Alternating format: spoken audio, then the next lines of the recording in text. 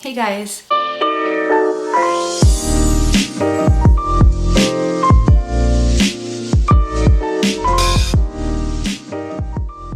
So today I'm going to get into my morning workout routine, and I'm going to give you a couple tips and tricks for how I was able to switch to a morning workout schedule. So I'm going to start off by saying that morning workouts don't always work for everyone. Simply, some people don't have enough time to work out in the morning. Only recently was I able to start working out in the mornings, and that's just because I found that if I got my cardio in the morning, it would make me more productive throughout the day, and then I was able to focus on my strength training in the evening. That being said, a morning workout might not work for you, and that's perfectly fine. But what I want to do with you is share my routine, share why I do it, and how I'm able to motivate myself in the mornings. So my morning workout schedule has actually changed and evolved over the past couple of months, and that's just because I've needed to kind of switch it up and take it a little bit easier as the summer has progressed. I've been doing a morning run for a couple of months now, and I would say I started sometime last year. I got a little bit more particular with keeping the schedule this year, and then about a month ago my back started to ache, so I knew that it was time to slow it down and focus on my recovery rather than pushing myself to do heavy impact cardio every day of the week. So how it was before is that I was doing cardio workouts Monday to Friday in the morning before work. And I do work out on Saturdays, but I usually did that around 10, 11, 12, maybe even 2, just how I would fit it in on Saturdays. So I'm going to leave that apart from this schedule and focus strictly on weekday mornings. I started doing couch to 5K sometime last year, but this year I got really into my running routine, and I was doing running and jogging pretty much every day of the week. And then as we got more into the whole, quarantine and not being able to go to the gym regardless, I completely switched over to home workouts. And then what I was doing after a while to kind of switch things up, and this was in June, I started doing interval training. So I would do running on the treadmill Tuesdays, Wednesdays, and Saturdays. And then Monday, Wednesdays, and Fridays, I was doing HIIT, an interval training. So I had started by doing walking a minute and then running a minute, but then I started doing walking for 30 seconds, running for a minute. And during that period of time, that was pretty much all I was doing in the mornings. And then somewhere in, around the end of July that I had, I was still trying to follow that schedule, my back actually started to hurt. So what I've done in August is I've actually added a little bit more of a body weight only workout to my morning routine, because I found that I probably was doing the cardio a little too hard and not doing enough strength to back it up, or not enough stretching to recover those muscles that you are working while you're doing cardio. So for August, I'll give you my schedule. I have it written down here, and I will share it in the description box below so that you know exactly what to do if you want to follow my schedule. So for August, what I've been doing is on Mondays, I'll do a 35-minute jog. On Tuesdays, I'll do a 15-minute warm-up walk, a 20-minute ab circuit, and a 5-minute stretch. Wednesday, 35-minute jog. Thursday, 15-minute warm-up walk, 20-minute ab circuit, 5-minute stretch. And then Friday and Saturday, the same thing. So basically I found that once I added the ab circuit in, my back is actually starting to feel better. It's not completely 100% good to go. At the beginning of this, which was pretty much the last week of July, I could barely bend over. My back was starting to hurt so bad, and I think that was because my back was taking all the impact from an untrained core and glutes. And I think that was because also sometime in June, I was pretty much very strict with my cardio, but I was also very strict with my strength. In July, I was trying to push myself to do the cardio every day, but I actually wasn't following through with my evening strength training. So sometime by the end of the month, my back was really starting to hurt. So now that I've shifted some of that into the mornings, which is when I get most of my workouts done during the day, because sometimes I do find myself skipping the evening one lately, at least I know that I'm getting an even balance between cardio and strength throughout the week. So I'm lucky enough to have a treadmill in the house, and I'm also lucky to be in a house full of heavy sleepers. So even if I were to do my cardio in the morning, which I continue to do, it doesn't really bother them very much. And we also have a house full of early risers. So I'm lucky enough that doing a cardio workout in the morning on the treadmill doesn't affect my family members that badly. But I've also, since the weather has been so nice and I'm trying to take advantage of the outdoors as much as I can while we still have this nice weather, I've actually found myself switching my 35-minute jog for a 35-minute walk around the lake that we live by, just because it is a little bit more low impact, and this has been since my back has been hurting. If you can find time to work in a morning workout, you might even want to just start by going on morning walks. I know that my sister Sarah just started doing morning walks along with like a couple days a week of her aerobic exercise, and she really enjoys being able to go for the walk and then come home and do her exercise.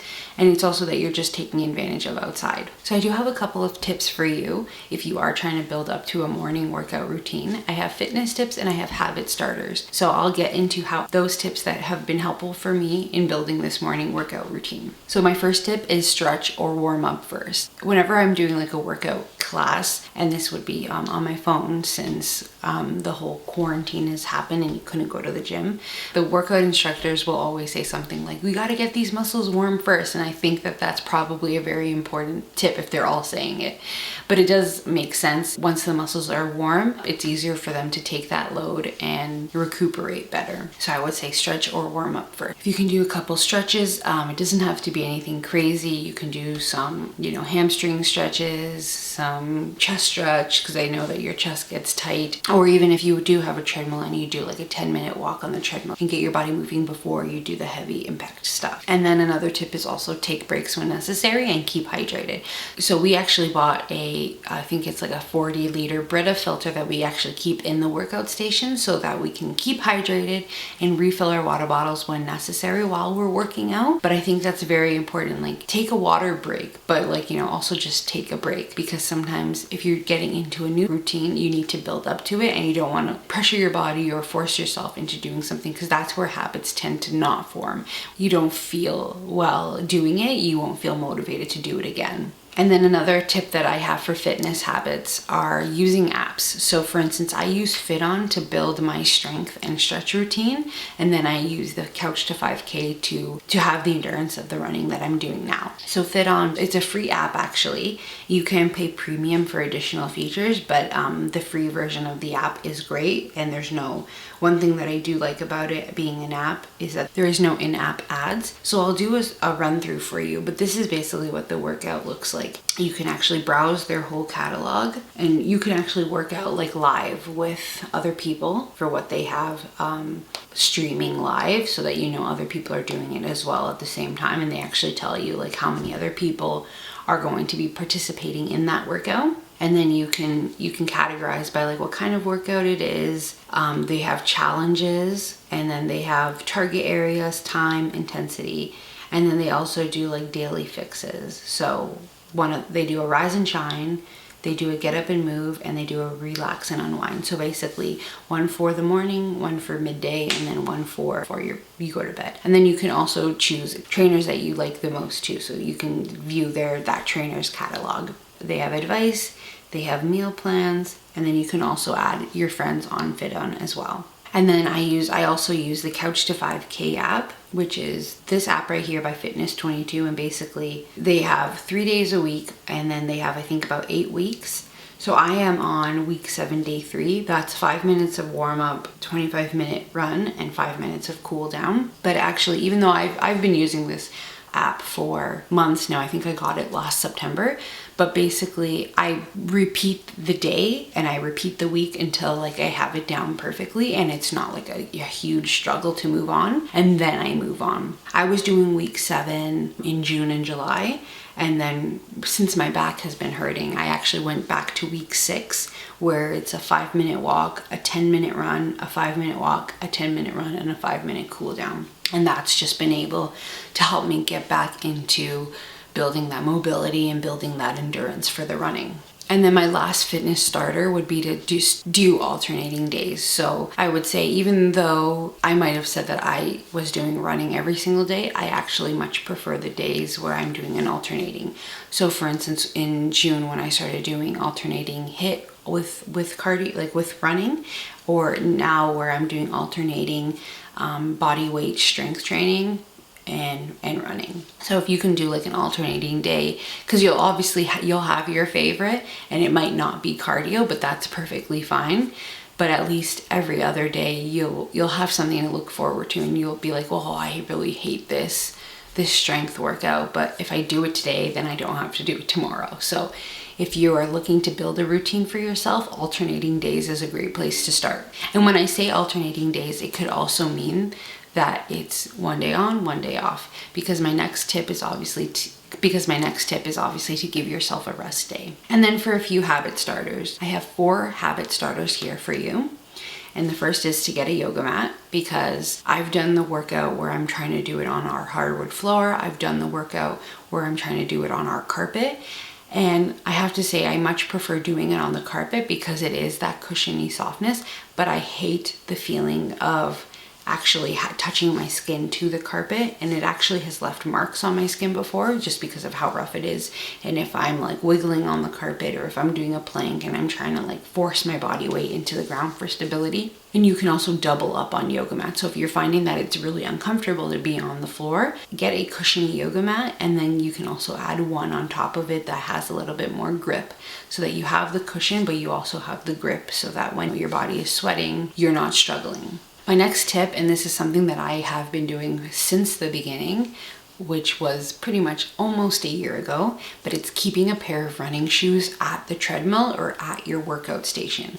Because if the shoes are already down there, it's that much easier to just be like, well, I'm down here, I have to put the shoes on, might as well get going. Whereas like if you have to, and I'm speaking for myself because our workout area is in the basement, but if I were to wake up at 5 in the morning, get myself ready, go down there, and then to not have a pair of shoes because I left them by the front door, chances are I'm going to not get the workout done. My next tip for habit starting is setting your alarm for 10 minutes earlier than you intend to wake up. I wanted to wake up around 5:15, so I would set the alarm for 5:05. Lately, what I've been doing is actually waking up for 6 and getting my workout done at that time, just because it is summer and me waking up at 6 is like sleeping in for an hour.